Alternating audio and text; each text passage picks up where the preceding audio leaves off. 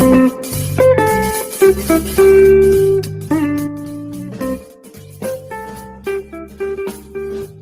in the ninth inning here on the banks of the Mississippi River. The Red Sox need one more out. Swinging a ground ball, stabbed by Folk. He has it. He underhands to first, and the Boston Red Sox are the world champions. For the first time in 86 years, the Red Sox have won baseball's world championship.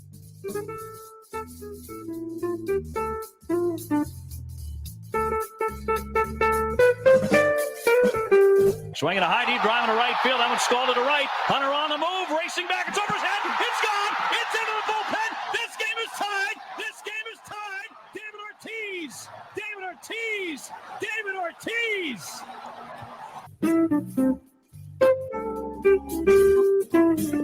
Good day to everybody. Whether you're watching us right after the drop because you're a country club member, or if you're catching this later on down the road because you're not a country club member. Come on, you cheap bastard. Come out the hip. It's 9 cents a day. And how are you, Sergeant T. this morning, Wooten? Excuse me. Oh, I'm glad baseball's back. Ish. Yeah, ish. That's great. Sox are on a 4-game losing streak. The Braves lost Strider for the year. Yeah, baseball's great. Can't wait. Yeah. We lost Story for the year. Story's gone. What the hell? Man, I saw that news and I was like, are you kidding me? Because he was having a pretty good spring. Yeah. Oh my God. This guy can't catch. Well, it's a bad pun to make, but he can't catch a break. Yeah. I mean, well, and you could hear it like when I was watching the game and you could hear something and then you hear front and like all the like Rafi puts his hands on his head like this and I was like, well, that's not good. I mean, Trout that ball and he made a great effort but the way he landed, the whole thing was bad. It was. Now, the good news is Vaughn Grissom started his rehab assignment Friday night, and he could easily slide over to second. I guess Rafi would be the shortstop, or what's the game plan you're hearing? No, he could be, but they really, and for good reason, want to keep Rafi in center field because he's freaking his own web gems out there, man. He's made some spectacular plays. I think Hernandez or something like that. I don't know. They just brought Dahlbeck back. Well, he ain't playing shortstop. I can tell you that right now. No. So, but he'll probably play first base, and they'll slide. I don't know, man. I've heard they were considering Rafi, but I don't think Cora wants him anywhere but in center field because why would you? You know, well, right now your top option is going to be Pablo Reyes if you don't put Rafi out there. Yeah. Me personally, I'm putting Rafi there because I want his bat in the lineup.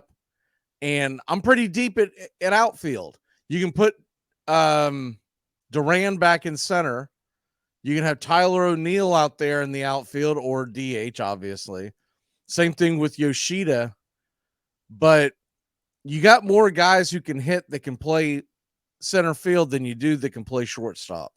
And by the way, for any Red Sox fan who's not familiar with his career, Vaughn Grissom is not an option. He is not a shortstop. I saw a write-up by a Red Sox writer early this week, and they were insinuating that he was getting work at second base, even though his how did they put it there, that his natural home is shortstop. That's not true. It's the exact opposite. It's why he's not in Atlanta anymore. He was a second baseman that they were trying to pigeonhole over to short when Dansby Swanson left to go to Chicago, and he can't play the position. He just simply can't. It's not his position. You would think someone that can play second can play short, but if you didn't grow up playing that position, Grissom grew up playing second base. Well, there's a problem at second base in Atlanta. His name's Ozzie Albies. He's not going anywhere. So that's why you were either going to have to. So they tried putting him at short. That didn't work out. They did work him in the minors last year at left field a little bit. He did okay, but he's more valuable in the infield because if you can have that stick at second, it brings more value, right? You can put almost any schmo in left field. So, I mean, if you don't believe me, Marcelo Ozuna's got a Gold Glove in left field. Oh, 2 words for you, Manny Ramirez. Yeah, well, he's about like that, and I mean, heck, Eddie Rosario last year was an absolute train wreck in left field, and yes, somehow he was a finalist for the Gold Glove. That tells you how little talent is in left field defensively. That's usually where you put your stick. So I digress back to the original argument. I think it's going to be Rafi unless Pablo Reyes can start stroking it. Unless there's someone out there on the trash heap that they're going to try to bring in. That's a possibility too. But to me, Jaron Duran plays a good center field. Look, I think Rafi's an incredible talent. This may have to be a 1-year deal where he plays short, kind of like what Mookie Betts is doing in LA. Yeah. Right. They ran out of shortstop and they tried to Vaughn Grissom, Gavin Lux. They tried to cram him over at short, and he's over there in spring training. I was watching his games, and I'm like, holy crap, this is bad. Like, if you had his video and Vaughn Grissom's video of defensive shortstop, the only thing missing is the clown music, playing in the background. So, he could be I'm not calling anyone the next Mookie Betts. That's insane. But I'm talking about being versatile. And then maybe they make a trade if they stay in it, right? If the Red Sox are in it, maybe they make a trade for a shortstop who's available out there. And then you can put Rafi back in center. I don't know. Yeah, but how many legitimate major league shortstops are out there, though? Well, when you start talking about, first of all, here's an idea, but the only problem is it's going to cost money. And we all know that's been a problem with the Red Sox recently. Yeah. One of the guys that lifted his no trade clause, it is now it's no longer a full no trade. Now it's he would accept the trade if he liked his landing spot. It's Francisco Lindor of the New York Mets. He at one point had a no trade clause, and during the offseason, he opened it up because he knows the Mets are starting to rebuild, and he knows there's a good chance they're trading Alonso at the deadline, and that the Mets probably are going to be out of it. And if all that takes place, just get ready for the Francisco Lindor rumors. But the Red Sox have to stay in the race, and then the other thing is he's on the hook for a long contract. He's only a few years into a contract that's over $300 million. So would they have to give top prospects to have the Mets absorb some of that money because the Mets have done some of that? Or would they just take on the money and not give it many prospects, which doesn't look like that's the MO of the Red Sox ownership at this point. Giving up prospects isn't the MO these days.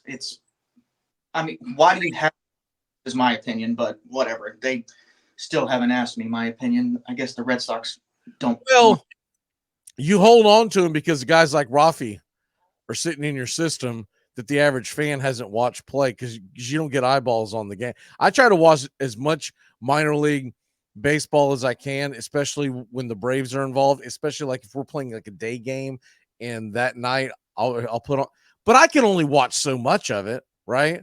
So you're really relying on the guys down there scouting them 24/7.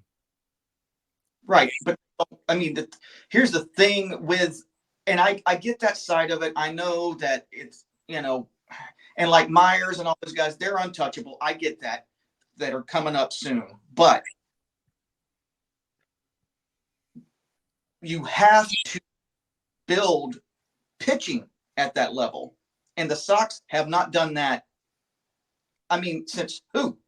When's the last homegrown Red Sox pitcher John Lester. Yeah, it's funny if you go by the Orioles model, they did the exact opposite. And I think it's worked for them. They built sticks down on the farm, right? Mm-hmm. And their theory is, well, we'll draft a bunch of pitchers. Whatever sticks against the wall is fine, but you can project a hitter much better, and there's less chance of Tommy John or UCL or whatever you want to call the surgeries nowadays. So that, and I kind of get that, because if you've got loaded sticks up and down your line of young guys, especially if you can lock them up, right? That's the key. If you can lock them up and get them to agree to cheaper deals, but for long term, so there's a risk on both sides. That to me is the way to build it, because I know I'm always using Atlanta as a reference, but I see them every day. If you notice, the Braves haven't locked any pitchers up except for Spencer Strider, and how'd that work out, right? That's the only pitcher they've locked up long term.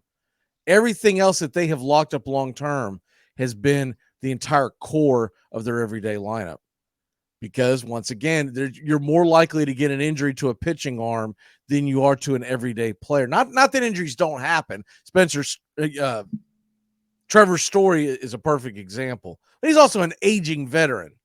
But if you lock up Rafi or you lock up Duran to say, let's say, an 8-year deal, then they may be getting paid a little bit more today, but you're saving money on the back end. I think, to me, if you see something in a guy, I think it's a sound investment. But one of the things that they always talk about with these investments, with all the successful franchises, is he your type of guy? Meaning, usually what that means is not only is the talent there, not only can you project him, and he doesn't have an injury history, but what kind of guy is he in the locker room? Yeah. It's a guy that gets along with everybody. Plus, you want someone who's self-motivated. You don't want a guy that once he gets the money in his pocket, he goes all Pablo Sandoval on you, right? Yeah. You go, damn, man, you're one Eminem away from damn. What the hell? You got a splash of diabetes on your. Yeah. Prince Fielder comes to mind. Yeah. He retired because of a neck injury, but was it a neck injury, or was it the rolls on the back of his neck? Like, come on, right? And I was a Prince Fielder fan. I'm much more likely to be confused with him walking down the street than Ronald Acuna Jr., right? Physics is physics, baby.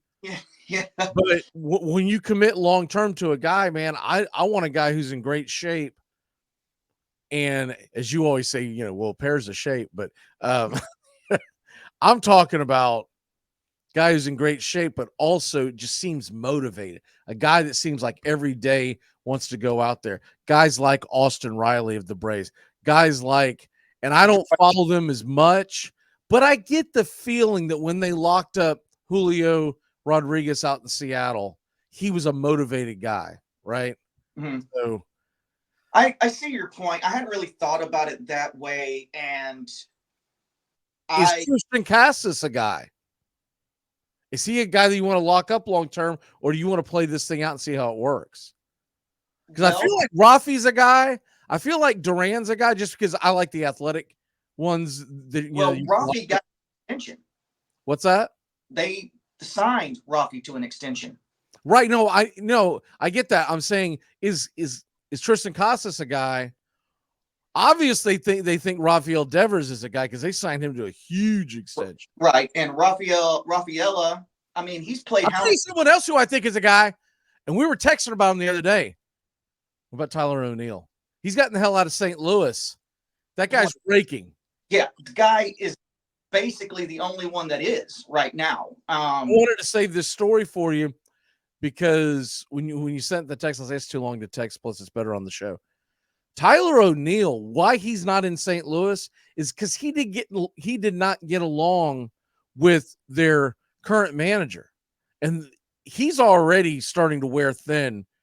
But this is what Tyler O'Neill did, and it was either a game that they played against Atlanta, or it was like the game right before they played Atlanta, because I was paying attention to the press conference. Okay, he called out Tyler O'Neill in front of the press for a base running blunder. Not a slap ass mistake, not like, he was jogging down the line on the game ending double play and had he ran it, no. It was just a blunder on his I'm trying to remember what it was. It was something like he didn't tag up or whatever it was, but it wasn't anything egregious and it wasn't something he's done several times. And his manager to the press in St. Louis, which we all know that's a baseball town, right? Yeah. Puts him on blast and says he's not playing Cardinal way type of baseball or whatever, I can't remember the actual term, but it was something like that. Like that's not the Cardinals way, something like that, he probably just jotted down on an index card and thought it was catchy. But that's why Tyler O'Neill is in St. Louis. And it seems like to me that Tyler O'Neill goes, thank God, get me away from that jackass. Yeah.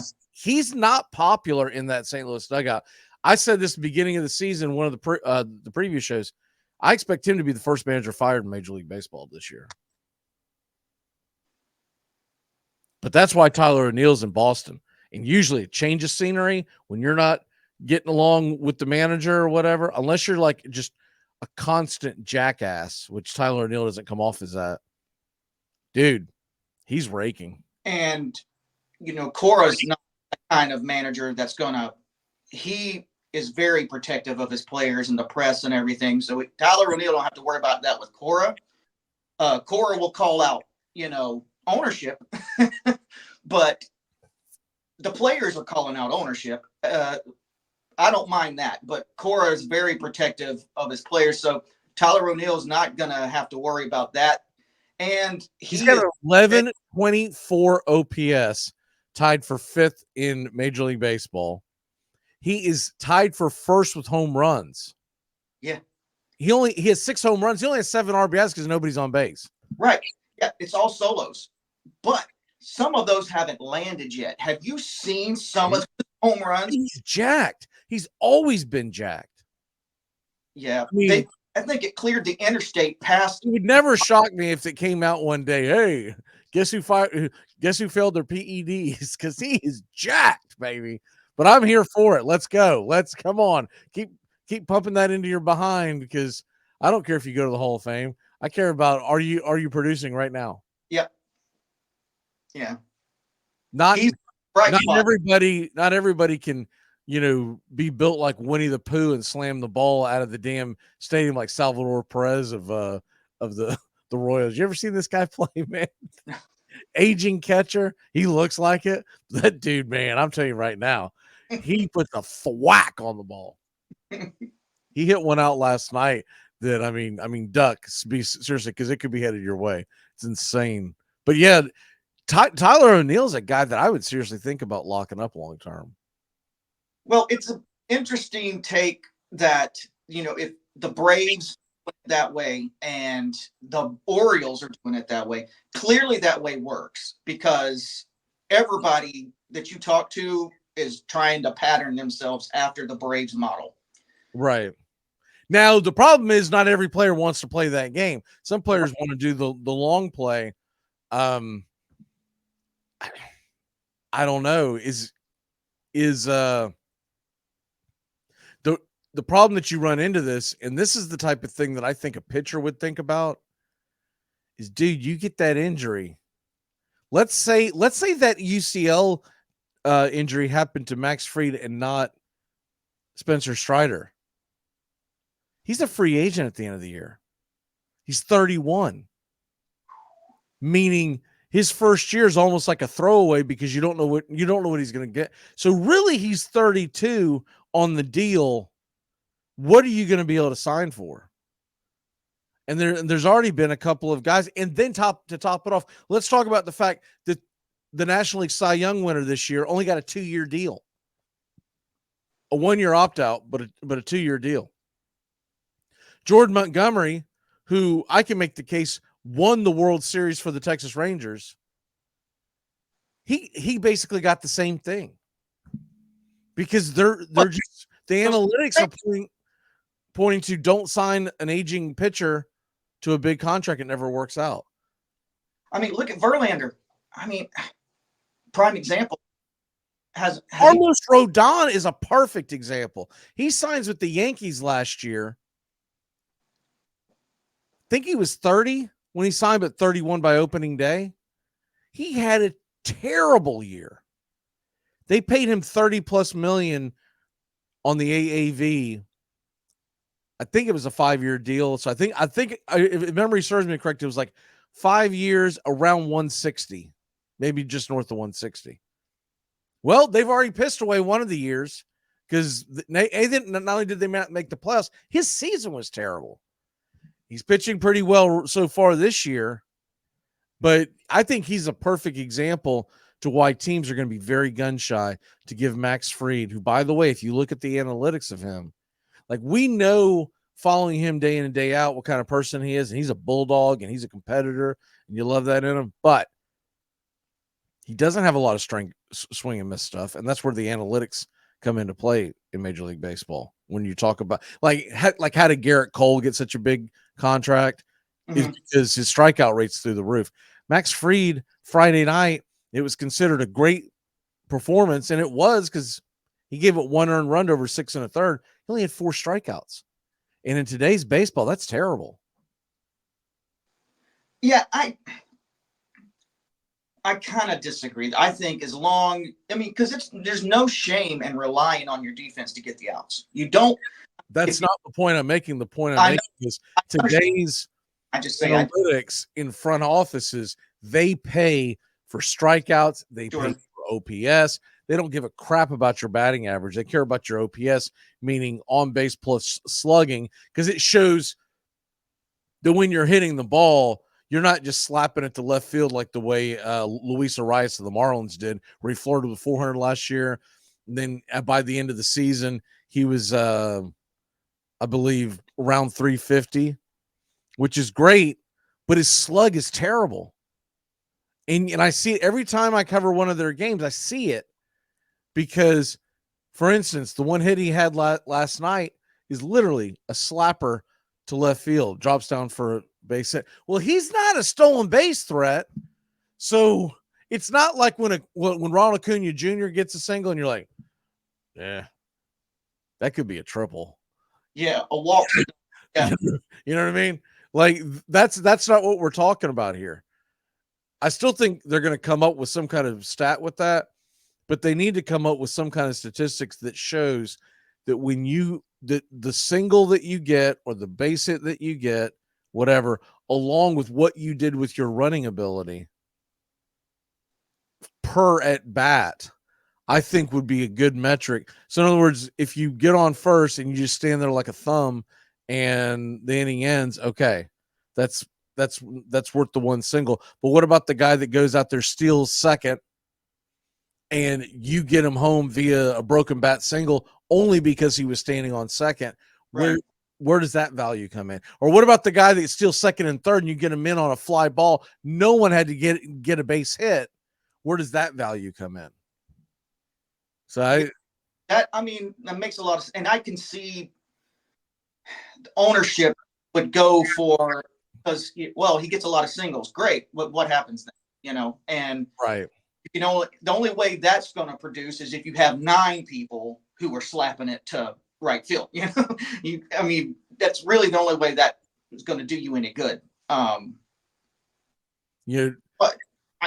you got to give credit for the guy that's getting on base, but it's if he's not circling third base ever, it's moot.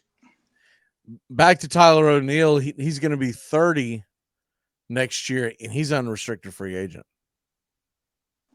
Man, I'm telling you right now, if I'm the Red Sox, I'd be aggressive right now and try to lock him up to something, because he's a guy. What did he make this year? 5.85. It's his last year of arbitration. Yeah, contract, but it's in that neighborhood. Yeah, and he's going to be 30. I mean, unless he hits 50 home runs, I don't think he's going to be in great demand, but he's going to be in demand. So I think you could go to Tyler Neal right now and get him to sign a 3 or 4 year deal with an AAV of around 12 per, right? So let's say it's a 4-year deal worth 50. I think he'd probably sign that. If not 4 for 60, I think he'd probably sign that. And that may sound like a lot for a guy you just got, but that's going to save you money down the road. His contract with a 0 signing bonus, 4.95 a year.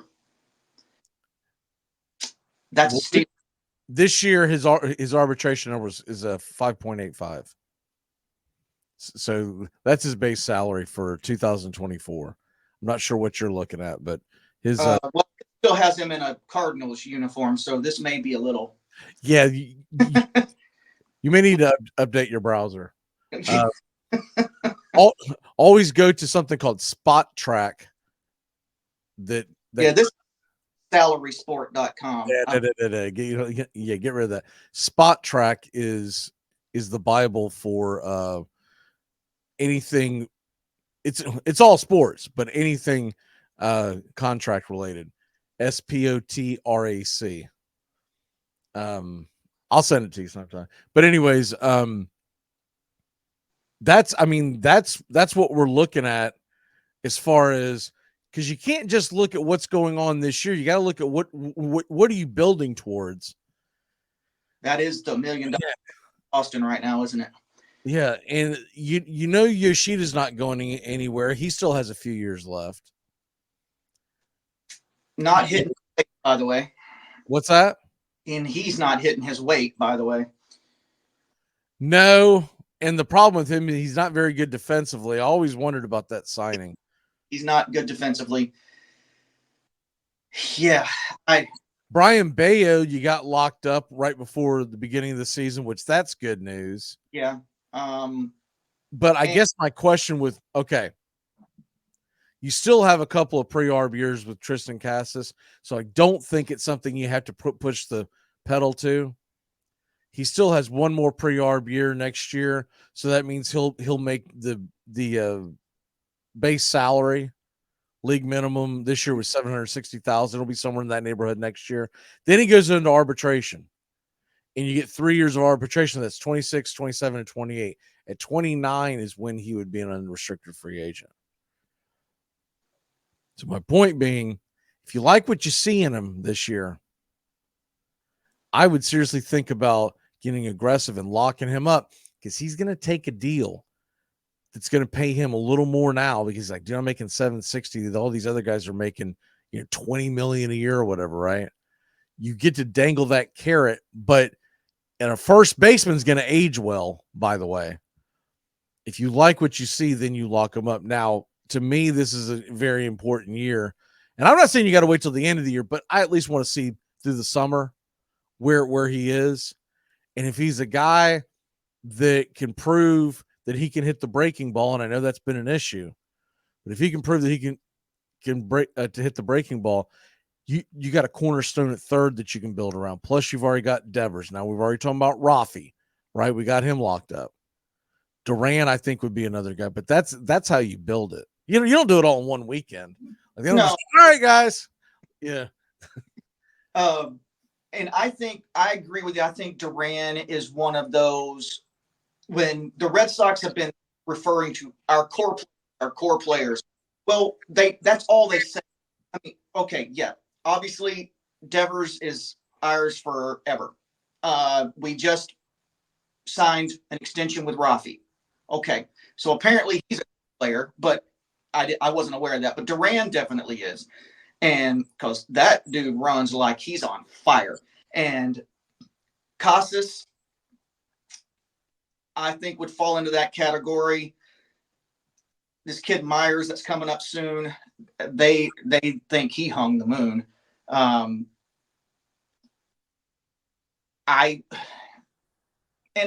If that's the direction they're going in, great. I can bide my time, and at least if I understood that was the plan, but they're not saying that's the plan. They just like, oh, we're going full throttle, and then they leave Red Sox fans twisting in the wind. If they were saying, hey, if they just come out and call it what it is, we're building from the ground up, we're building something. Okay, Red Sox fans are not patient, but they'll at least, take a step back and be able to appreciate what is happening in Boston. But everything they've said they're going to do, they haven't done. That's where the fan comes in. Marcelo Meyer, they've got the estimated time of arrival for him this year. Is he still on track? I'd say the second half of the season. I have not seen him play because I haven't watched the minors, but this kid's supposed to be a franchise player from what all scouts have said. But it's one thing to do in the minors. It's another thing to do it in the major leagues. I mean, I hear great things, not good things, great things, but. So what I'm reading here is last year he struggled after a left shoulder impingement. So left shoulder injury. Yeah. When he fell running the bases in early May, he batted .337 before the injury, .190 afterwards. It was shut down in August. And so I would think that what they're hoping is that he shows that he can get back to form. Now, I don't see any kind of update on what he's hitting right now. But, man, if he can. So what about the idea that Rafaela holds the line at short until they're convinced Marcelo can come up and play short, and then you can slide Rafi back into the outfield? On paper, that sounds great. I'm reading this thing about him now, and he said that because I don't have anybody. The only other option that I see is a kid by the name of Nick York, who's the number 6 prospect, and his estimated time of arrival is this year. Plays second base. I don't see anything where he can play multiple positions. So if he can't play shortstop, then it's kind of a moot point, because I do believe that Grissom's going to be the everyday second baseman when he comes back. I kind of expect Grissom to be back in the next 10 days. I think they'll just get him to get the cobwebs out and away we go. Right. And which is a good thing for the Sox. Let's be honest. Grissom's good. The thing I always heard about Meyer was that's the reason Bogarts didn't get that huge contract from the Sox, because Meyer was the heir apparent. But I mean, Pablo Reyes, to put him at shortstop. First of all, can we talk about the fact how you could take him in a fight? He's 5'8", 175. Pedroia walked up and he's 30. He's 30. Betting 154. So this guy isn't like, hey man, don't worry, because he's a little lightning in the bottle. Wait till he develops. He's 30. We're still waiting for me to develop at age 50. So sometimes things don't happen. Sometimes you develop bad habits and not develop anything else. Yeah. Every day I look in my mailbox for my Red Sox invitation to spring training. Nothing. Yeah, usually all you have to do is look down. If you can't see your shoes, that's why. That's a big first sign indicator. Yes, it is. Yeah, that's why. Right. That's one of the reasons why. Like the first time I went to an NFL game when I was an adult, not when I was a kid, when I was an adult, and it was a preseason game, in Nashville, Titans versus Dolphins, and I'm about field level, and I see the tree trunks that are on Ricky Williams and Zach Thomas's legs, and I'm like, hey, right. That's why I'm not in the National Football League. Yep. Again, one of the reasons. Yeah. So they're not racist. I just suck. That's what it is. That's my profile. Oh, that's just I good. was convinced they didn't want no damn Irishman in the National Football League. Then I saw, wait a minute. So see, he got the start last night, went 1 for 4. I'm talking about Reyes, by the way.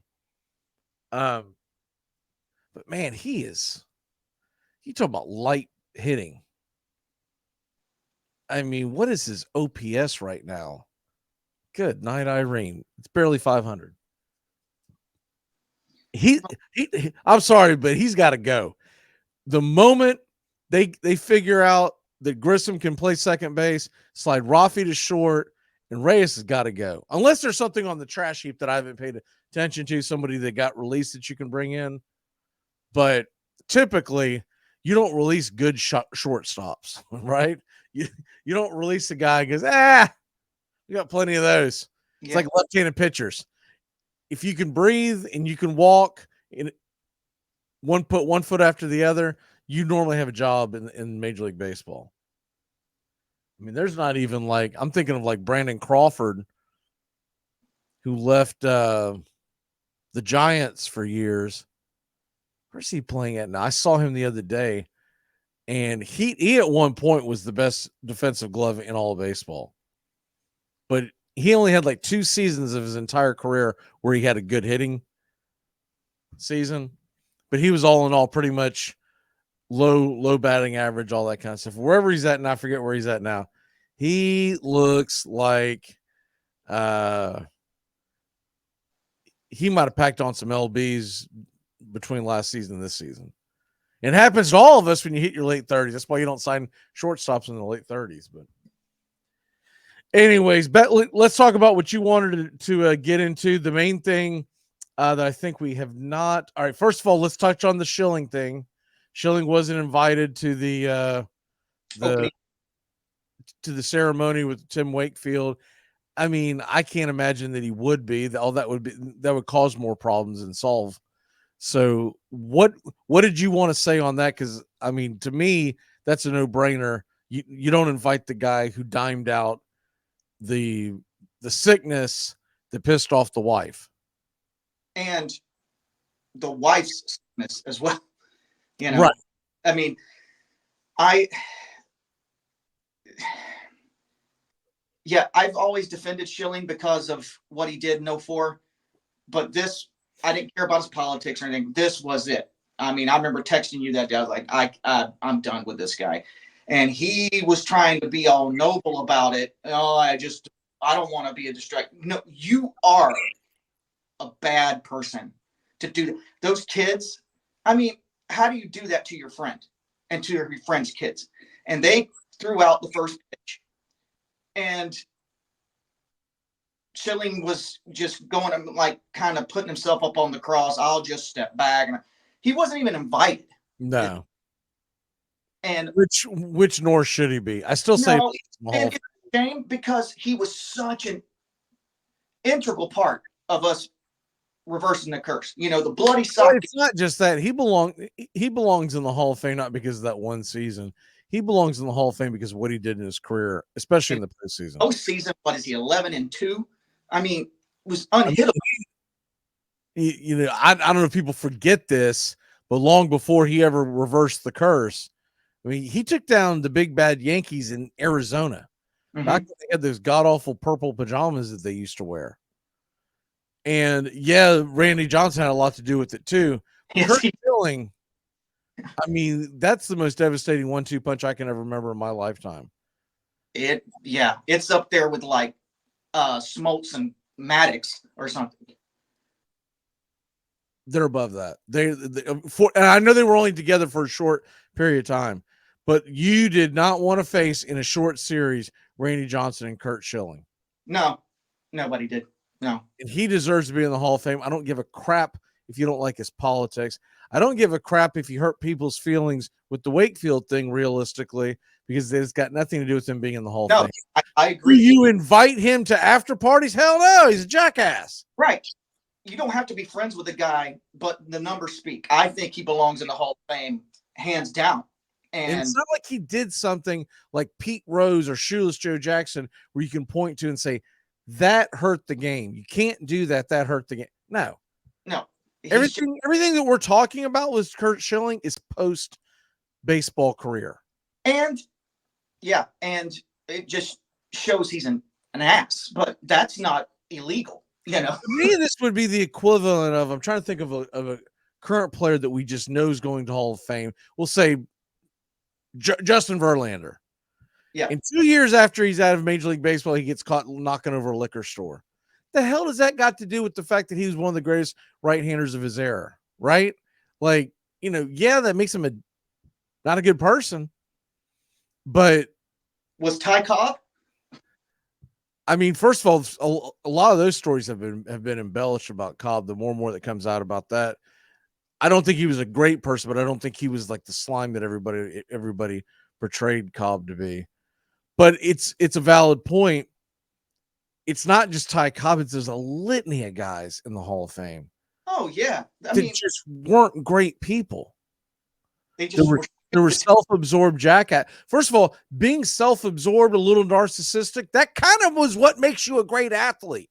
It does. You have to have that. It's me against the world. All these people are trying to stop me when no one's even thinking about you, right? Yeah. I mean, one of my favorite players of all time, and I didn't even become a fan of his until years later after listening to him and reading his books, but I hated him at the time, was Reggie Jackson. Reggie Jackson was a jackass. Reggie Jackson is and deserves to be in the Hall of Fame. Yeah.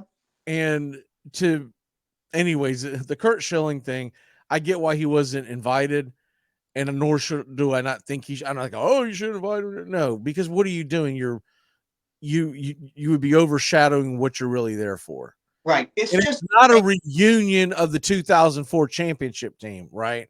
Right. 2004 championship team. I think that you have to invite him, and he can get booed if he wants to get booed, right? Yeah. I mean, but this was about Wakefield. The other thing before we have to jump off, I do want to make sure we cover this. The Andrew Bailey pitching program, we're talking about implementing junk instead of fastballs, throwing less fastballs. And basically what he's really doing, I did some research on it. It's not that he doesn't want you to throw fastballs. He doesn't want you to throw fastballs against guys that hit fastballs. Though that's typically what most guys hit best because, the ball's straighter for obvious reasons. Even though it comes at you harder, easier to hit. And yeah. I guess there's an idea that he has of pitching backwards. So starting the at bat with the soft stuff and then maybe finishing them off with the hard stuff. Yeah, he wants the fastball to be your out pitch, where a lot of guys it's the Uncle Charlie or something. But yeah, it's a backwards system. But the guy I introduced you to, Maz, his theory is that puts more work on your shoulder to throw nothing. I mean, just jump. And he's like, our pitchers are going to get injured. That's it. It's not just that, because Pavetta's on the IL for the first time in his career. Well, long stint. I heard Maz say the other day he'd never been. Pavetta has been on the IL before because I followed his career before he was in Boston, but never anything of major concern. It was usually just a reset. Mm-hmm. I don't know if I worry as much about the injury is the fact. So the big picture of winning the game. If I know what you're doing, you're no longer outsmarting me. So if you go into a game and say, hey, we're going to throw backwards, we're going to get you on the strikes. All right, dude. Well, I'm going to sit on the soft stuff in the beginning of the count. Yeah, you're giving that. I know the soft stuff is coming at the beginning of the count. It's actually easier to hit than the fastball because I know what your out pitch, and especially because he pretty much broadcasts the fact that he's going to go after. So let's say you have a pitcher. I'm just going to use 3 basic examples so we're not here all day. Let's say you have a pitcher who's 3 main pitches: fastball, curveball, slider, right? Mm-hmm. And the stats come up and it says Sarge over here can't hit the curveball. So that's probably what you're going to see at the beginning of the at bat is the curveball. Well, Sarge can hit the curveball if he knows the damn curveball's coming. At that point, you're just wondering about location. But if you're sitting there going, all right, not much of a chance I'm getting a fastball at the beginning of this, you're going to sit dead red and try to tattoo the ball. You're not going to wait to the end of the count because then you have the upper hand. And the only way that system works is if you know that they're starting out with soft stuff, the only way they get you guessing then is once you get 2 strikes on you. Then you got to just, okay, is he going to throw the same pitch? But why give them those first 2 or 3 pitches? You gave them the answers. They're going to sit there and wait on the soft stuff and dip cars in the parking lot because they're waiting on a slider or something. I didn't understand that at all. And they were just skywriting it all through spring. We're recording this Saturday morning where the Red Sox are 7-7 on the season, coming off a 4-game losing streak, losing 5 of their last 6, right? But let's look at the big picture. Who the hell have the Red Sox played so far except for Baltimore, which swept them?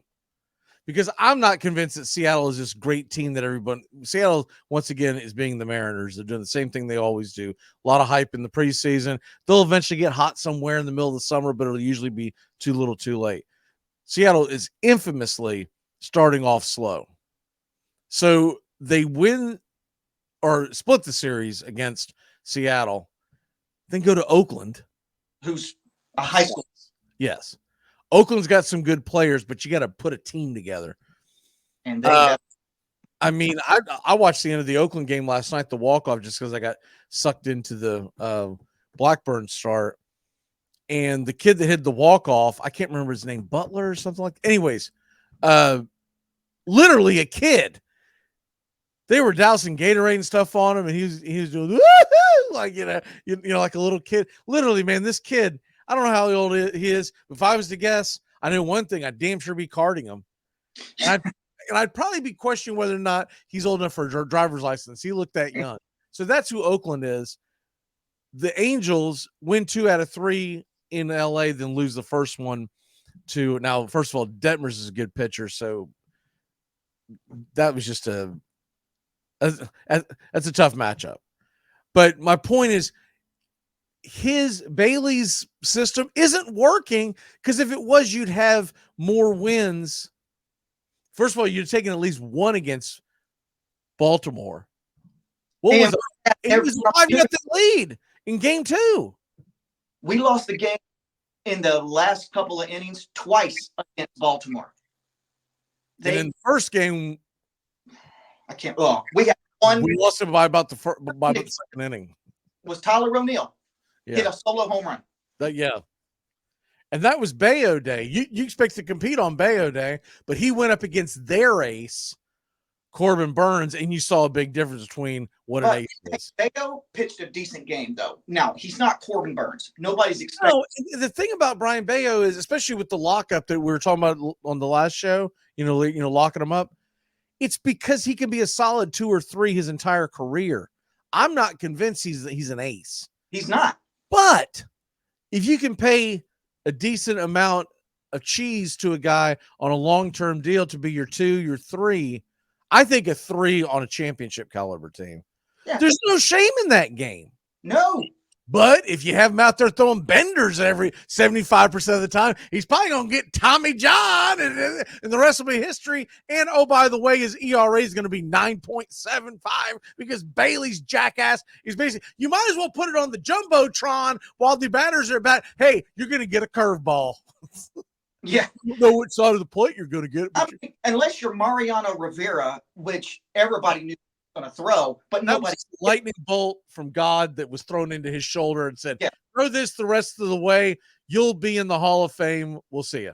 Yeah, we're going to just dress God up as Mariano and put you on the mound. Oh, by the way, Kurt Schilling beat Mariano. Yeah. Put him in the Hall of Fame. Yeah. But looking at the upcoming, I'm totally with the whole I've been listening to a couple of Sox shows to kind of get me, caught up to speed every time. And by the way, Maz, I like what he does. The only thing that sucks about it is a little dated because it's right before the game and all that kind of stuff, and he doesn't give you a big picture. But all in all, it's a good show. The Locked On, oof. That was Locked rough. On Red Sox. I'm not locked on that. Mm-mm. Stiff arming. And I'll tell you one thing: that whole Locked On, because it's a whole community. It is swing or miss, y'all.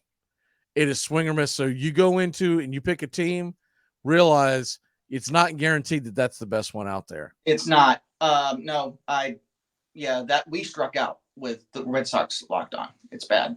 I'm not going to sit here and put down certain ones, but the ones that I can tell you that are good Locked On. So I'm not going to put down others because it's not fair. They're not here to defend themselves. What I found was the Giants actually have a good Locked On. The Reds have a good Locked On, but a lot of them are terrible. A lot of them are just snore fests. But anyways, yeah, Bailey, man, I can't get on board with broadcasting what you're going to do. Like that we shouldn't even know that, right? No, we should know their game plan. No, I'm in Ohio. How do I know the pitching plan for the Red Sox? Jesus Christ. There's a thing just came across. This is football related, but the receiver for the Chiefs, Rashee Rice, involved in an 8-car pileup created by him racing 119 miles an hour. I don't know where it was, but wow. Play stupid games, get stupid prizes. Anyways, that had nothing to do with baseball, but I just saw it flash across the screen. Like 119 miles an hour. Man, where you going? Hurry. Yeah. Wow. Yeah. McDonald's stopped serving breakfast like a half an hour ago, man. He better hope that everybody lived in that thing. Yeah. Because there's a couple, and I don't know if anything was. They didn't flash up whether or not it was intoxicated. Usually 119 miles an hour. I mean, unless it's the booger sugar, it's not. That's just someone who's a speed junkie. Yeah. But looking at the upcoming week, we'll be back in a couple of weeks. But the upcoming week, they've got the Angels, and they got Cleveland at home. And look, Cleveland is Cleveland, but the next 6 games, I feel like they got to win 4 to keep their head above water. Yeah. Which means close out the Angels series and split the Cleveland series. They've only announced 2 of the starters for the Cleveland series, which is Tanner Bybee, who's a tough customer. He'll pitch on Monday, and Carrasco, who is a shell of his former self, pitches on Thursday. That's a Thursday afternoon game, April 18th. That game, you got to get the win. Right. But these seem like tall orders, and they shouldn't. No, they shouldn't be. But on the next 4 starts, you got Bayo, Crawford, Whitlock, and Hawk. Blah. But I like what I've seen out of Cutter Crawford. Yeah. And I like Whitlock. It's not their fault. The bullpen stinks. The bullpen just stinks. But once again, if you quit broadcasting what you're going to throw, I don't know of any other team in Major League Baseball that tells you their strategy. I don't understand why this is even knowledge. I don't have an answer for you. Do you know when people first picked up on it? I mean, did he get quoted in did he hold a press conference and say, hey guys? Well, I believe in spring training, if I understood it correctly, kind of like that. There was like a new strategy, and this is what we're going to be doing. It became, okay, we're going to look to see, are they fastball hitters? And if so, we're just not going to send them a fastball. And then it kind of, well, why? How did you get these other pitches? Well, Bailey said, he's got us implementing, he's teaching us new pitches. So it's basically going backwards. It just kind of grew and grew. And eventually, these are major league hitters. They figured it out. And now it's the worst hit since, Manny was on PEDs. Well, assuming that you're available to do this in 2 weeks on the 27th, does that work for you? I might be in Rome. Italy? Yeah. Well, then let's not do it then. That's a bad idea. I got to see the date on that. What day that is? I think we leave the 27th. We're going to Rome and Iceland and all these places. It's 2 weeks from today. So it's Saturday. No. So, yes, I will be in town for that. It's the end of May when we're going to Rome. So. Okay, this is April I'm talking about. Yeah, I thought I forgot what month it was. Sorry. Okay. So we can plan on doing this. Actually, let me get to you off air about this. We might be able to squeeze one in before then. I got to look at my work schedule, but I'd like to do this more often than once every 2 weeks. It depends on my work schedule. But looking at the next couple of weeks, look, this homestand has got to be a winning homestand, because after that, it's off to Pittsburgh, who's been playing incredible baseball. I don't know how long it'll last because they've got a bunch of kids there, so they'll usually hit a wall, and then off to Cleveland again. And then they come home. Red Sox are at home against the Cubs and Giants to finish off the month. And I do believe to have a fighting chance at the playoffs, you need to have a winning April in Boston, because the rest of the schedule is going to be so damn difficult, especially when, is it June that I looked at? Late June's pretty brutal. Well, you know the saying, you can't win a World Series in April, but you can lose one. And right before you get to the All-Star break, you do have a chance to right the ship a little bit, because in the last 12 games, you play the Marlins, you play Oakland, and they do finish up with Kansas City, who's playing well right now. But there's also a trip in there with the Yankees. But there's going to be an opportunity in the next couple of weeks. It really is a good litmus test, because, look, the rest of this week at home against the Angels, home against Cleveland, I think bare minimum, you got to split that, which would make you 3 or no. If you split that, I'm sorry, it's 6 games. So if you split that, you're talking about being 10-10, 4-3 of your last 7 heading out on the road trip. and we got to win at Fenway. We have Fenway this year. That's against the damn Angels. Angels suck. Right. Angels are bad. So are we, apparently. What is your walk-off? We got to jam out of here. All right. It was great seeing Kimbrel back in Fenway, but he's got to lose that top knot. That guy's been dead to me for about 10 years, ever since we traded him. And he first came back. He started already getting what classic Kimbrel in Atlanta was clean shaven and almost had a buzz cut. And he went out to San Diego, and then everywhere else he's been, he's got, I think he's living in a van down by the river is what's going on with that guy. Yeah, he's got a skirt made of wheat or something going on. I don't know, man, but I saw him and I was, who is, I know him. Oh my God, it's Cardiac Kimbrel with a top knot. It's like he's auditioning for Game of Thrones or something. What are you doing, man? Well, he's getting hit so hard. Maybe he's thinking about identifying and going and playing softball or something. Well, he's not getting hit against us. Hi-oh! Yeah. That's my walk-off is we'll see y'all next time. Red Sox Country Radio. We're here. We're going to try to be here a little more often than once every 2 Saturdays. We're going to try to make it, in a perfect world, right around 1 to 2 every 10 days, but we'll see what happens. And look, gotta win the series against the Angels. You just got to. 4:10 first pitch today, 1:35 on Sunday. And then Monday is one of my favorite days. I didn't even grow up a Red Sox fan, but it's Patriots Day. Yep. 11:10 first pitch. So unfortunately I'll be at work during that, but I'm sure I'll have an earbud jammed in somewhere and listening to the game, as I always do. And then I do a lot of what were you talking to me? I bet they love that.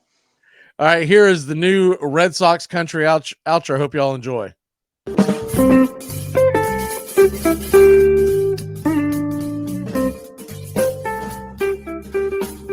Ninth, 5-1 Red Sox. Sale winds, he fires. Swing and a miss, strike three, it's over. The Red Sox have won the World Championship. And the Red Sox become the first team in the 21st century with 4 World Championships. Can you believe it?